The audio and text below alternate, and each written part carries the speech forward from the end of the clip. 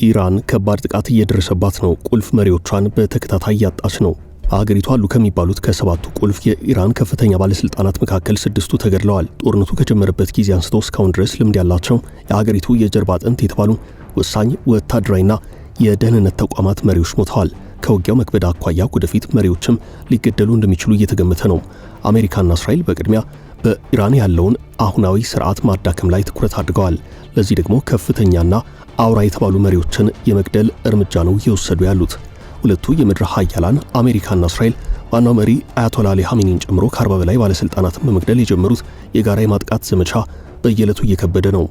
ሀገራቱ በተመሳሳይ ማጥቃት ስልት አሁንም የኢራን ጉልህ መሪዎችን በ24 ሰዓታት ልዩነት ውስጥ እየገደሉ ነው። የአሜሪካው ፕሬዝዳንት ዶናልድ ትራምፕ ወሳኙን የሆርሙዝ የባህር ወሽመጥ ለማስከፈት ምሽግ ደርማሽ ቦምብ አስገብተው ከማጥቃታቸው በፊት የአሜሪካ አጋር ሀገራት በተለይም የአውሮፓ ሀገራትን ኢራንን ለመክበብ አግዙኝ አይነት ጥሪ ቢያቀርቡም ባልተጠበቀ ሁኔታ ሀገራቱ ጥሪውን አልተቀበሉትም። የሞኖ ትራምፕ ደጋፊ አጣው ብለው ዘመቻውን አልተውትም። በጠባቡ ሰርጥ ከባዱን ውጊያ ከኢራን ጋር ለማካሄድ ተሰናድተዋል። በሌላ በኩል እስራኤል የኢራን መሪዎችን አድና እየገደለች ነው። እስራኤል በአንድ ወገን፣ አሜሪካ በሌላ ወገን ሆነው ኢራንን ከበዋል። ኢራን በበኩሏ ከበባ ለመስበር ትንቅንቅ ላይ ትገኛለች። በአጸፋ ምላሽ የተቃኘው የኢራን ከባድ ትንቅንቅ መላው ዓለምን ያስደነቀ ጀብድ ቢሆንም አሜሪካና እስራኤል ከአንድ ብርቱ ሁለት መድኃኒቱ አይነት የጥቃት ስልት ተጠቅመው ኢራንን ከበው ያስጨንቋት ነው። እዚህ ላይ በጦርነቱ አሜሪካና እስራኤል በጋራ ተባባሪዎች ይሁኑ እንጂ ዓላማቸው እንደ ብሔራዊ ጥቅማቸው የተቃኘ ነው። እስራኤል በዋነኝነት የኢራንን መዳከም፣ የኒውክሌር መርሃ ግብሯን እስከናካቴው መቅረት ታስባለች። ለዚህ ደግሞ በኢራን እጅጉን ደካማ የተባለ ስርዓት እንዲመጣ ነው ፍላጎቷ። በዚህ ፍላጎት ውስጥ የአሜሪካንም ፍላጎት አለ። የአሜሪካ ፍላጎት ግን ከዚህም የሚሻገር ነው። የነዳጅ ኃይል ፍላጎት አለም። የኢራንን ነዳጅ መቆጣጠር ለአሜሪካ የቻይናን ኢኮኖሚ እንደመቆጣጠር ያለ ነው። ቻይና ከዶላር ውጭ በዩዋን ከኢራን የምትሸምተው በቀላል ዋጋ የምታገኘው የነዳጅ ሀብት ለምጣኔ ሀብቷ ጠቃሚ ነው። ትራምፕ በዚህ ጦርነት ሌላው ኢላማ ያደረጉት ቻይና ነው ማለት ይቻላል። ይህንን ጉዳይ በዝርዝር እንመለከታለን። አብራችሁን ቆዩ።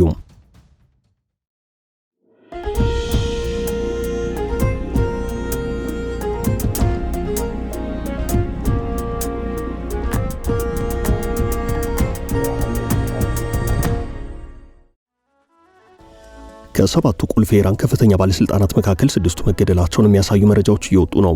አሜሪካና እስራኤል በኢራን ላይ የሚያካሂዱትን የጋራ ጥቃት ከጀመሩበት ጊዜ አንስቶ እስካሁን ድረስ ዋነኛ ኢላማቸው እያደረጉት ያሉት የሀገሪቱን ከፍተኛ ፖለቲካዊና ወታደራዊ መሪዎችን ነው።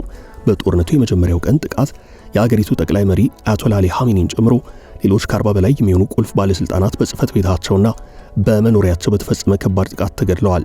በሀገሪቱ ውስጥ የተለያዩ የስልጣን ደረጃ ላይ የሚገኙ በርካታ ፖለቲካዊና ወታደራዊ ባለስልጣናት ባለፉት ዓመታት ጭምር ተገድለዋል። ይህ ለኢራን ከባድ መሆኑ ተገማች ነው። ግን ደግሞ ኢራን በቀላሉ እጅ የምትሰጥ አይደለችም። ያደራጀችው የጦር ኃይል አውራ መሪዎች ተገድለው እንኳን ያልተማከለ ስርዓት ባለበት አኳን ለዓመታት እየተዋጋ መቀጠል የሚችል ነው።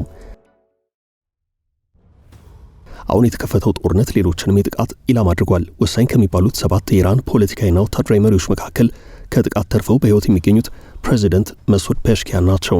ኢራን መሪዎቿን አጣም ከባዱን ትንቅንቅ እያደረገች ነው። ይህ ዓለምን አስደምሟል።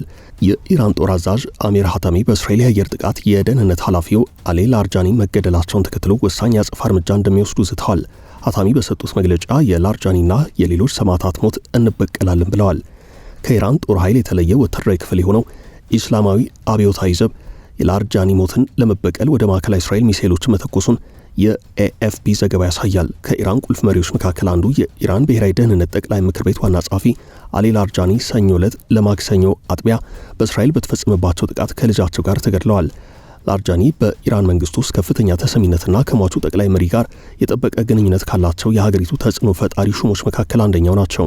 እስራኤል የላርጃኒ መገደል ቀድማ ያሳወቀች ሲሆን የመከላከያ ሚኒስትሯም ከፍተኛ የኢራን ባለስልጣናትን እያደኑ ማጥፋታቸውን እንደሚቀጥሉ ተናግረዋል።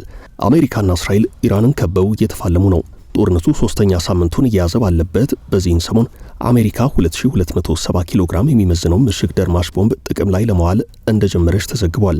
ይህ ቦምብ ከመሬት በታች በተገነቡ ጠንካራ ምሽጎች ውስጥ ያሉ ኢላማዎችን በጥልቀት በመግባት የማውደም ከፍተኛ አቅም አለው። ቦምቡ ጥቅም ላይ መዋሉን ተከትሎ ኢራን የደበቀችው ጦር መሳሪያ እንዳለ ጥርጣሬ መኖሩን የሚያሳይ ነው ተብሏል። የአሜሪካ ጦር በኢራን የባህር ዳርቻ አካባቢ ባሉ የሚሳኤል ማስወንጨፊያዎች ላይ ጥቃቱን መፈጸሙን ያሳወቀ ቢሆንም የትኛውንም አይነት ቦምብ ጥቅም ላይ እንደዋለ አልዘረዘረም።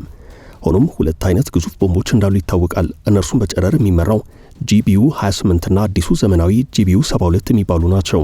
በአሁኑ ጥቃት አዲሱ ቦምብ ጥቅም ላይ መዋሉ ተነግሯል። ለ3 ሳምንታት ያህል አሜሪካና እስራኤል በኢራን ላይ ያልተቋረጠ የሚሳኤልና የአየር ድብደባ ሲፈጽሙ ኢራንም ያልተቋረጠ የአጸፋ ጥቃት በእስራኤልና አሜሪካ ላይ እየፈጸመች ነው። ባለፉት ቀናት የኢራን የሚሳኤልና የድሮን ጥቃቶች ተዳክመው ሊቆሙ ይችላሉ ተብሎ ቢታሰብም ከኢራን በኩል የሚሰነዘሩ ጥቃቶች በመካከለኛው ምስራቅ ዋነኛ ስጋት ሆነዋል። ለዚህም ይመስላል አሜሪካ ከመሬት በታች ዘልቀው በመግባት የሚያወድሙትን ከባዶቹን ቦምቦች በመጠቀም የኢራንን የሚሳኤልና የድሮን ክምችት እንዲሁም ማስወንጨፊያዎችን ኢላማ ያደረገችው። ከዚህ ጋር ተያይዞ የአሜሪካ ጦር በሆርሙዝ የባህር ወሽመጥ ላይ ነዳጅ ጫኝ መርከቦችን ለማጥቃት የሚውሉ የኢራን የሚሳኤል ጣቢያዎችን መደብደቡን አስታውቋል። የአሜሪካ ማዕከላዊ ዕዝ በኤክስ ገጹ ባሰፈረው ጽሑፍ ጦሩ በኢራን የባህር ዳርቻ በሚገኙት ጠንካራ የኢራን የሚሳኤል ጣቢያዎች ላይ 5000 ፓውንድ የሚመዝኑ ሰርስረው የሚገቡ ቦምቦችን ተጠቅሞ በተሳካ ሁናቴ ድብደባ ፈጽሟል ሲል አረጋግጧል። በእነዚህ ቦታዎች የተተከሉት የኢራን ጸረ መርከብ ክሩዝ ሚሳኤሎች በባህረ ሰላጤ ውስጥ ላሉ ዓለም አቀፍ መርከቦች አደጋ ፈጥሯል ሲል የአሜሪካ ጦር ተናግሯል። ኢራን 20 በመቶ የሚሆነውን የዓለም ነዳጅ የሚጓጓዝበትን የባህር ወሽመጥ በመዝጋቷ የዓለም የነዳጅ ዋጋ ከፍተኛ ጭማሪ አሳይቷል። ግዙፎቹ ፈንጂዎች አሜሪካ ባለፈው ዓመት በኢራን ውስጥ የሚገኙ 3 የኒውክሌር ጣቢያዎችን ስትደበድብ ከተጠቀመችባቸው ቦምቦች ጋር ተመሳሳይነት አላቸው። በሰኔው የ12 ቀናት ጦርነት ማለት ነው። እነዚህ ቦምቦች በአየር ወይንም በመሬት ላይ በሚገኙ ኢላማዎች መትተው አይፈነዱም። ከዚያ ይልቅ በጥልቀት የተቀበሩና የተጠናከሩ ጉድጓዶችን፣ ዋሳዎችን ሰርስሮ በመግባት የማጥቃት አቅም አላቸው። ፈንጂዎቹ እስከ 61 ሜትር ድረስ ወደ ውስጥ መግባት ይችላሉ ተብሏል። በሌላ በኩል ከኢራን ጋር በሚደረገው ዘመቻ የተሰማራው የአሜሪካ የአውሮፕላን ተሸካሚ መርከብ ጄራልድ አር ፎርድ በመርከቡ ላይ በደረሰ የእሳት አደጋ ምክንያት ወደ ወደብ ይገባል ተብሎ እንደሚጠበቅ ባለስልጣናት ተናግረዋል። ይህ የሆነው ከቴህራን ጋር ጦርነት ከተጀመረ በ18ኛው ቀን ነው። የአሜሪካ አዲሱና የዓለም ትልቁ የሆነው ይህ የአውሮፕላን ተሸካሚ መርከብ በአሁኑ ወቅት በቀይ ባህር ላይ ይገኛል። መርከቡ በግሪክ ደሴት ክሬት በሚሰኘው ሱዳቤ ለጊዜው ያርፋል ተብሎ እንደሚጠበቅ የሀገሬው ባለስልጣናት ገልጸዋል። የጦር መርከቡ ወደ መካከለኛው ምስራቅ ከመምጣቱ በፊት በካሪቢያን ባህር ውስጥ በቬንዙዌላ ላይ በሚደረጉ ዘመቻዎች መሳተፍን ጨምሮ ለ9 ወራት ተሰማርቷል። ሮይተርስ ስማቸው እንዳይጠቀስ የፈለጉ ሲል ያልገለጻቸው ባለስልጣናት መርከቡ በደሴቱ ለምን ያህል ጊዜ እንደሚቆይ አልገለጹም። ከባለስልጣናቱ አንዱ እንደተናገሩት በመርከቡ የልብስ ማጠቢያ ክፍል ውስጥ እሳቱ ሲነሳ ወደ 200 የሚጠጉ መርከበኞች ከጤስ ጋር በተያዙ ጉዳቶች ሕክምና ተደርጎላቸዋል። በጦር መርከቧ ላይ የደረሰውን የጉዳት መጠን መጀመሪያ የዘገበው ኒውዮርክ ታይምስ ሲሆን ፔንታገን ደግሞ ለቀረበለት ጥያቄ ምላሽ አልሰጠም። እሳቱ መጀመሪያ በተነሳበት ወቅት የአሜሪካ ጦር በመርከቧ የሞተር ኃይል ማመንጫ ላይ ምንም አይነት ጉዳት እንዳልደረሰና የአውሮፕላን ተሸካሚ መርከቡ በስራ ላይ እንደሚገኝ ገልጾ ነበረ። ከ5000 በላይ መርከበኞችን አሳፍሮ የሚገኘው ፎርድ እንደ ኤፍ-18 ሱፐር ሆርኔትስ ያሉ ተዋጊ ጀቶችን ጨምሮ ከ75 በላይ ወታደራዊ አውሮፕላኖችን ይይዛል። ከዚህ በተጨማሪ መርከቡ የአየር ትራፊክን ለመቆጣጠርና ለመርከብ ጉዞ የሚረዱ ዘመናዊ ራዳሮች የተገጠሙለት ነው። የኢራን አሜሪካ እስራኤል ጦርነት ተባብሶ በቀጠለበት በአሁኑ ሰዓት የአብዛኛው ሀገራት አቋም እየታወቀ ነው። ብዙዎቹ ጦርነቱን በይፋ ከመቀላቀል ይልቅ ማፈግፈግን መርጠዋል። ጥቂት የማይባሉት ሀገራት ደግሞ አሜሪካና እስራኤል ብቻቸውን ኢራንን እንዲያደክሟት ፍላጎት ቢኖራቸውም በይፋ ግን አልተቀላቀሉም። እንደ ቱርክና ፈረንሳይ እንዲሁም ሩሲያ ያሉት ደግሞ የሰላም ጥሪ እያቀረቡ ነው።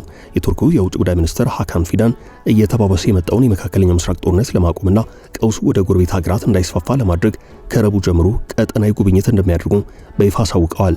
ሚኒስትሩ በቅርቡ በኢራን ባለስልጣናት ላይ የተፈጸሙ ግድያዎችን ከጦርነት ሕግ ውጭ የሆኑ ሕገወጥ ድርጊቶች ሲሉ አጥብቀው ኮንነዋል። ግጭቱ አሁን ወደ ሊባኖስና ኢራቅ በመስፋፋቱ የቀጠናው መረጋጋት ከፍተኛ ስጋት ላይ ወድቋል። ሃካን ፊዳን ቱርክ ከምስራቅም ሆነ ከምዕራብ አጋሮቿ ጋር በንቃት እየተገናኘች መሆኗን ጠቁመው ዋናው ግብ ፍልስጤምን ጨምሮ ሁሉም የየራሳቸውን ድንበርና ሉዓላዊነት አክብረው በሰላም የሚኖሩባትን ቀጠና መፍጠር ነው ብለዋል።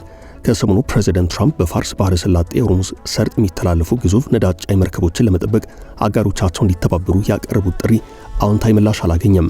ምዕራባውያን ወዳጆቻቸው ይህ የትራምፕ ጥሪ አሜሪካ ከእስራኤል ጋር በመሆን በኢራን ላይ ወደ ከፈተችው ከባድ ጦርነት የሚያስገባቸው ሊሆን እንደሚችል በማሰብ አፈግፍገዋል። የባህር ኃይላቸውን ወደ ጦርነት ቀጠናው ለመላክም አልፈቀዱም። የአሜሪካ የቅርብ አጋሮች የሆኑት ዩናይትድ ኪንግደም፣ ፈረንሳይና ጀርመን እንዲሁም ግሪክ፣ አውስትራሊያ፣ ስፔን፣ ጃፓንና ሌሎችም በሆርሙዝ ሰርጥ የሚተላለፉ መርከቦችን ደህንነት ለመጠበቅ በሚል ትራምፕ ባዘጋጁት እቅድ ውስጥ የመግባት ፍላጎት አላሳዩም። በአውሮፓ ታላላቅ ወታደራዊ ኃይላትን ያሰባሰቡት ሀገራቱ ምንም እንኳን የነዳጅ እንቅስቃሴ መስተጓጎል ቢጎዳቸውም በዚህ ምክንያት ግን ከኢራን ጋር ወደ ቀጥታ ግጭት የመግባት ፍላጎት አላሳዩም። ይህም ወደ 3ኛ ሳምንቱ እየተጠጋ ያለው ጦርነት የአሜሪካና እስራኤል ጉዳይ መሆኑን በተዘዋዋሪ መልእክት ያስተላለፉበት ነው። አሜሪካ ብቻዋን በወሳኙ ሰርጥ በኢራን ላይ የተጠናከረ ዘመቻ እንድትከፍት አድርጓታል። በሌላ በኩል እስራኤል የኢራን መሪዎችን መግደሏን አጠናክራ ቀጥላለች። ኢራን በአሜሪካና እስራኤል ከባድ ውጊያ ገጥሟታል። ከ18 ቀናት በላይ ከባዱን ውጊያ እያደረገች ነው።